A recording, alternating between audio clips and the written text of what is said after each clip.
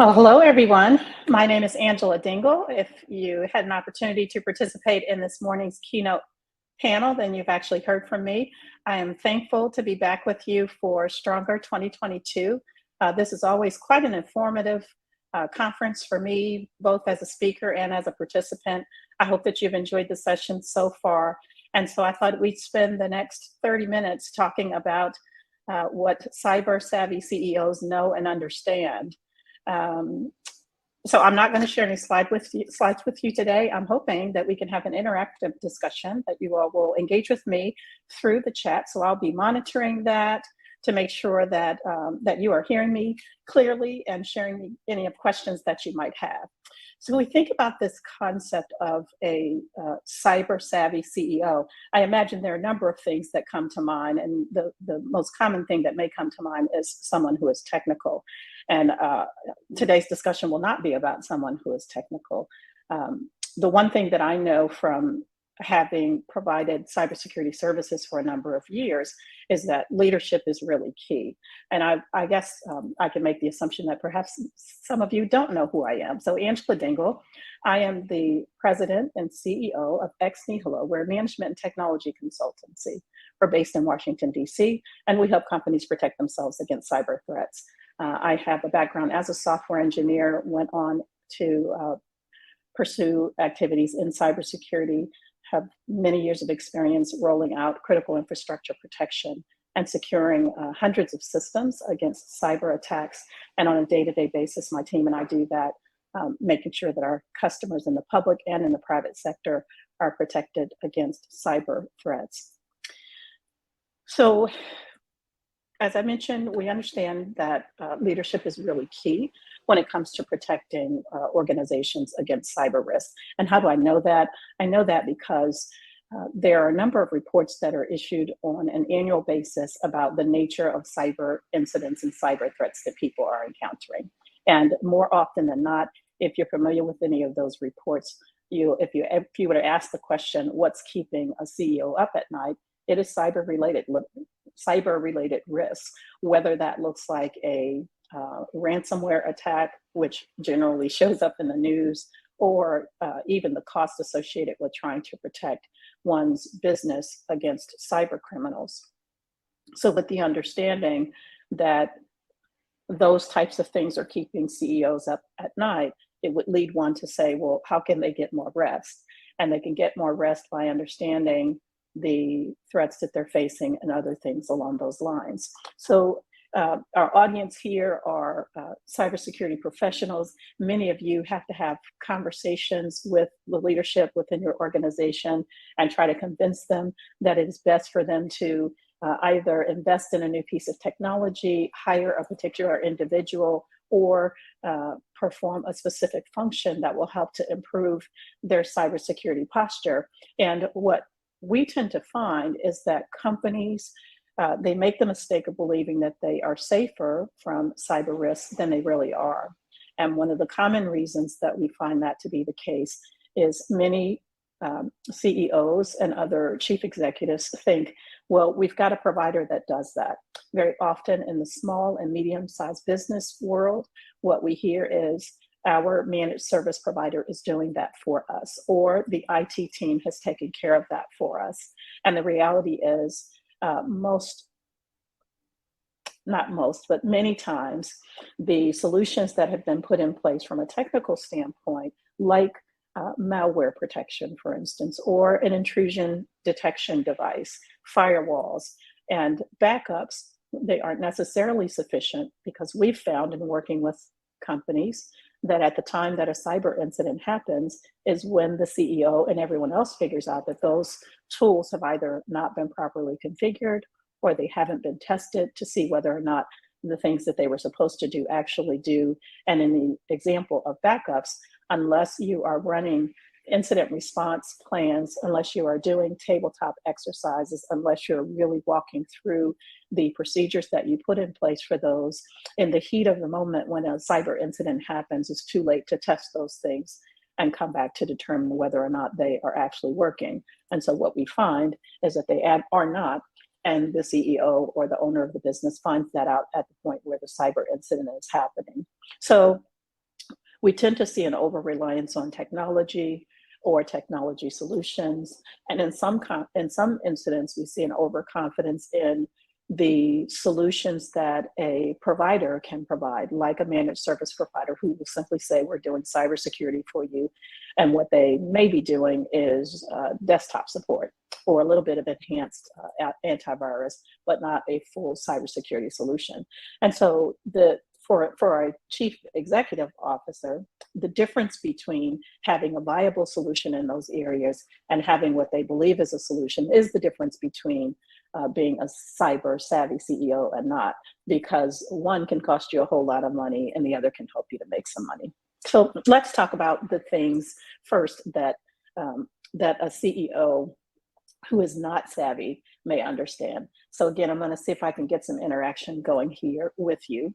So how many of you have worked with we'll say have worked with, because I won't call you out, have worked with organizations where cybersecurity is just viewed as a compliance effort, where you simply check the box or you fill out some forms and that's the end of it? Anybody in our audience worked with organizations like that? So while you're taking some time to respond to me, I'll share with you the inherent risk associated with that and tell you that that is not what a cyber savvy CEO would do. So if the organization that you work with is approaching cybersecurity simply as a compliance effort, what happens sometimes, so thank you for sharing compliance and a cost center, yes. Sometimes when it's only viewed from a compliance standpoint, then the quickest response and support that you get from leadership is simply to check the box so that you can get through it. Insurance companies that provide cybersecurity protections are over that.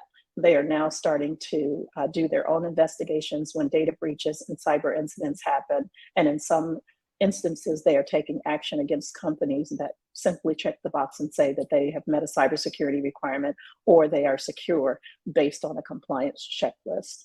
The other thing that I see there is when they view it from a cost center standpoint. Cybersecurity done right, it's just like any other enterprise level initiative.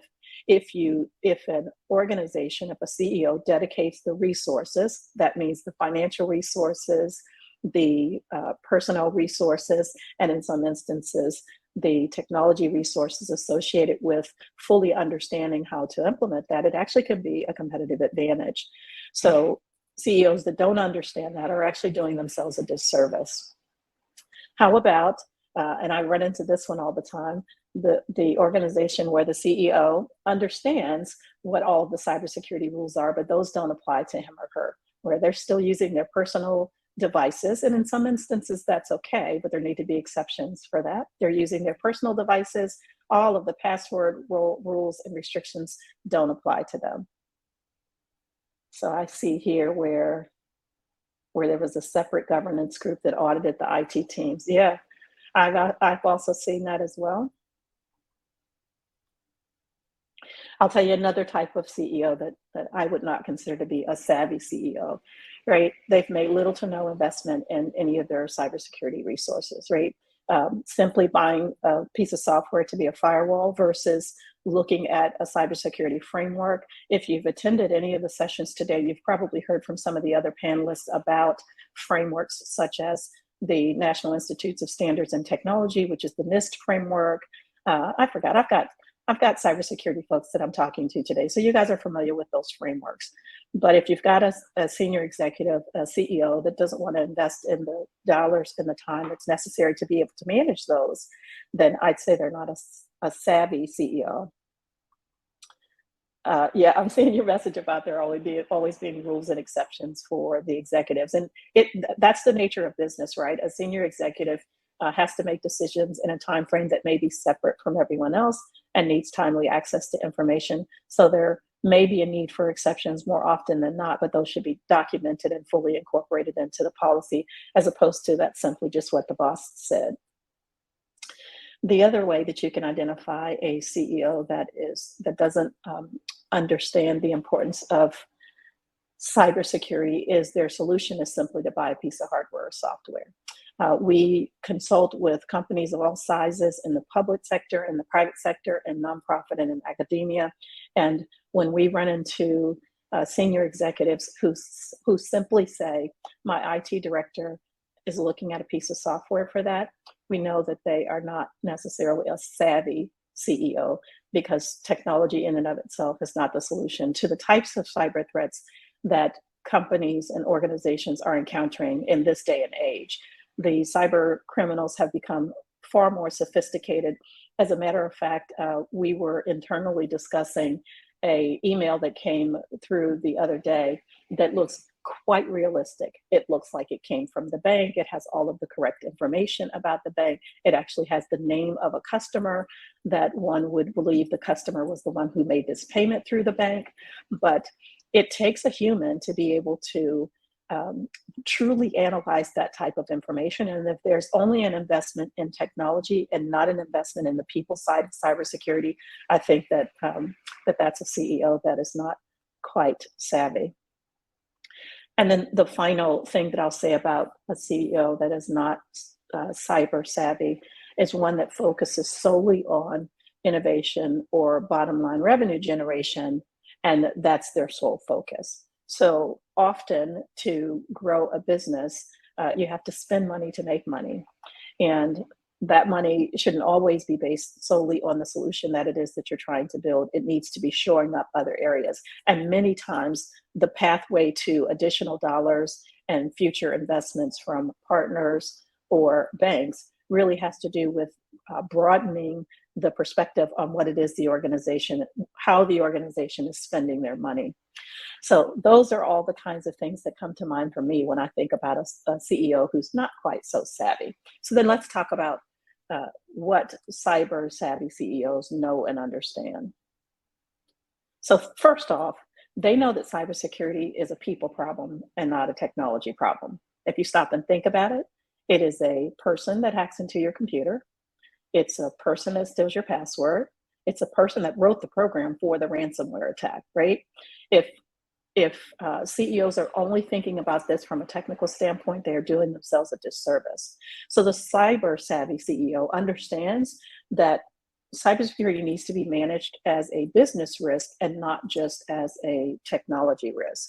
They understand that by creating a cybersecurity strategy, that strategy may be based on a framework. It may be based on, it depends on what other tools that they have.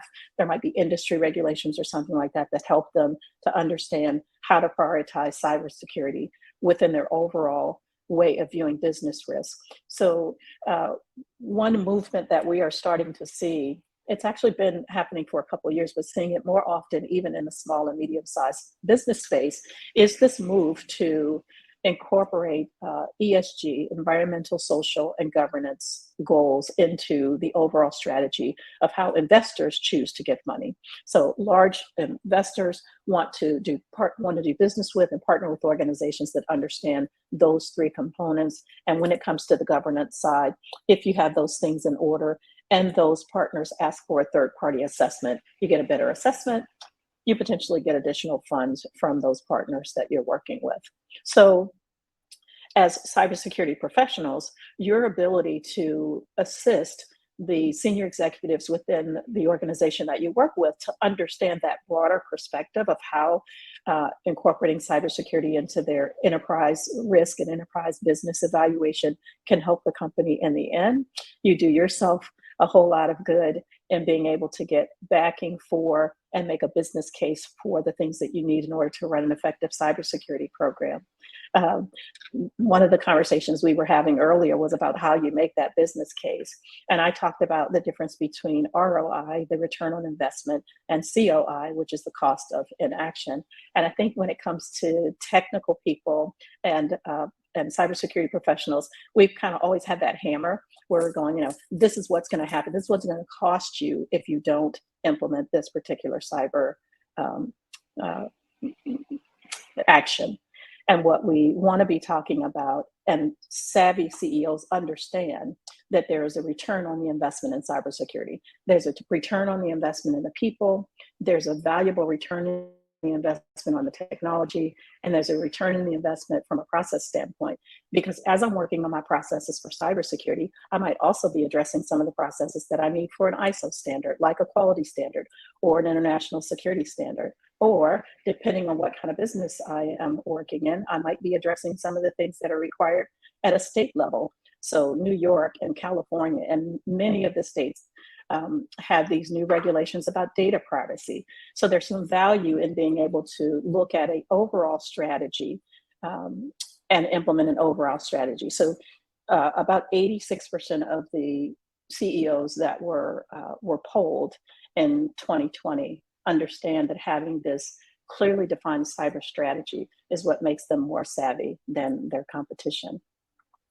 And let's see, I see a couple of comments there. So yeah, so CEOs are only as good as their weakest link. Yeah, there are a number of different different business risks that can come from different parts of the organization. And the same way that those risks can come about, there is opportunity for investment and innovation and advantage that come out of that as well. So thank you for sharing those comments. The second thing that cyber savvy CEOs know is they know what they're up against. So if you think about the pandemic caused all of us to have to think really differently, really quickly for an extended period of time. I remember when I am based in Washington, D.C., I remember when the mayor first, kind of signaled that she was going to shut down the city, and it is a city, we're not really a state, right? The thought process for me and some of my colleagues that own businesses, this is just going to be a month. And that month turned into 6 months, and that 6 months turned into a year, and that year turned into 2 years. And here we are still having conversations about the impact of something like that. So when you think about the threats that came about as a result of, you think about the fact that we had cyber threats already. Our businesses, whomever you are working for in whatever industry you are in, each and every day, cyber criminals are looking at ways to get data. Data is the currency. And once I have it in my hand as a cyber criminal, I can sell it, I can threaten you with it, I can extort you and do a number of different things. So when you think about the fact that we already had threats against our organizations, your CEO that you're working for already had some concerns that he or she had to deal with. Then came the pandemic, and it was how did we quickly respond to the need now to still run our businesses while we have employees that are working from home? And what does that look like from a technical standpoint? And I always speak on behalf of the really small companies, because they're the ones that kind of get caught behind the regulatory 8 ball. They get caught with these new costs that they may not have necessarily planned for from a strategic standpoint. So if you think about the fact that that there were common threats already, and then once people started working from home, there were a whole new set of threats that were associated with the pandemic. We went from some people simply needing to be concerned about whether or not they had a strong password to people needing to be concerned about the fact that there was a significant increase, almost 400% increase in the types of threats that your everyday employee was receiving with respect to COVID and what that meant, or caring for elderly loved ones, or the death tolls that were going up and down. And so that's a tongue twister. A cyber savvy CEO understands that there are threats that are unique to each industry. A really smart CEO is going to pay attention to that. So ideally, one would belong to professional associations that are germane to the industry that you're in. So if I'm in technology, I need to be in some technology associations. If I'm in healthcare, I need to be in healthcare associations. What you're going to get when a CEO starts thinking about that is they're going to get the trends that are happening in their industry, right? Healthcare is going to telehealth, and there are new tools and technologies that are available. But what do the threats look like in that scenario? Of all the different industries that we work in, the threats are different. What happens in manufacturing is not the same thing that happens in services, is not the same thing that happens in healthcare, is not the same thing that happens in software. Really important for your CEO to understand that. If you are trying to build a relationship and develop and become an ally with the members of the C-suite, that's some information that you can share. So there are reports that again come out on a regular basis, on an annual basis, that help you to understand what the threats look like in each different scenario. And understanding that can help them to make better informed decisions about business strategy, about where they invest their dollars, about the people that they hire, and about understanding what that's going to look like from a financial standpoint. So I see a couple of comments here, and I'll talk about those as we go along. So the approach, what's the best strategy to approach a CEO about cyber risks, and what are the bottlenecks? Yeah, I think that it's just what I talked about, right? Executives are very busy trying to. I always think about Pinky and the Brain. I'm probably aging myself with that, but every day Pinky and Brain get up and try to figure out how to conquer the world.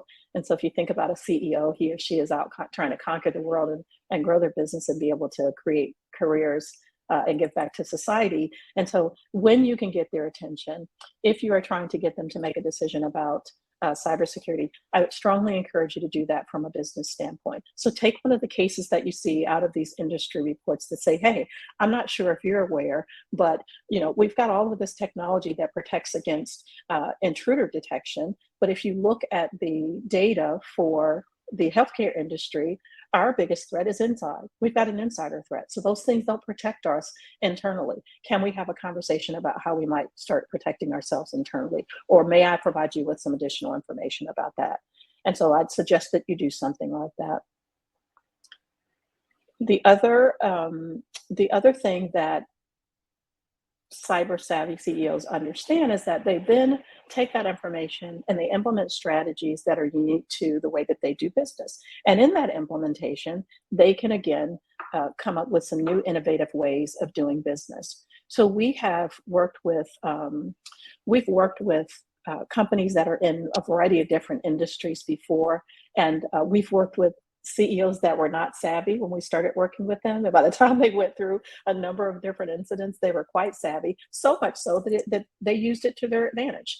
They built out, marketing programs associated with what they were doing from a cybersecurity standpoint, and they incorporate their cybersecurity strategy into the proposals that they put in front of their customers, so that their customers know that they're doing something different. You can negotiate better. A CEO can negotiate better terms on some of your insurance coverages when they have a strategy and are able to articulate that strategy.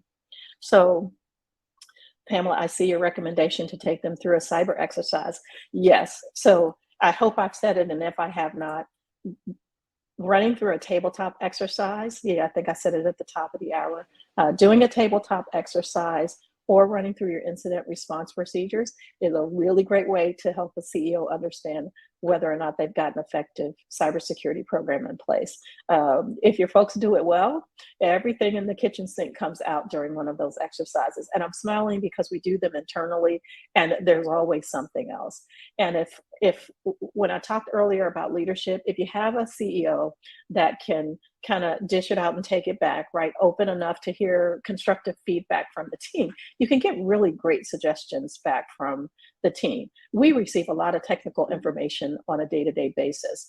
And we have some team members that if we were to share that information with them, it probably would scare, and I'll use a technical term, scare the bejeebas out of them.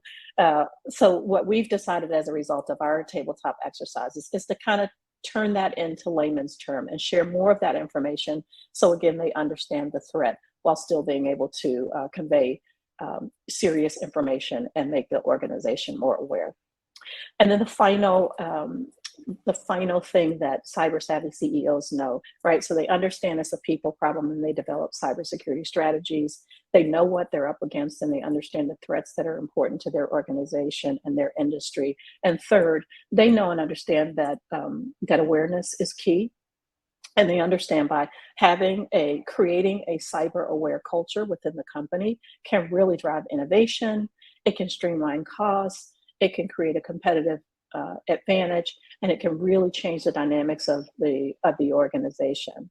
So awareness is a combination of things, right? Not simply once a year annual security awareness training, but as I mentioned before about the unaware CEO walking around with his or her personal device, People are always watching. I teach communication skills in addition to things that I do in cybersecurity. And I tell leaders, you are always conveying a message. And if I get to have all of the exceptions on my devices and I don't have to follow the rules, what kind of message am I sending to the rest of the organization? So it's really about sharing across the organization the importance of cybersecurity and what the company is doing about that. So we've got maybe about 4 more minutes left. I'm going to check through our chat, and I'll encourage you guys to share any questions that you might have with me so I can address them before we leave. So I see one from Dr. Oliviera. I watched and read many presentations and papers about the explosion in Internet of Things devices. What's the best approach to ensure security too? I am a fan of device management. So I believe that the devices should be centrally controlled. Even bring your own devices should be centrally controlled.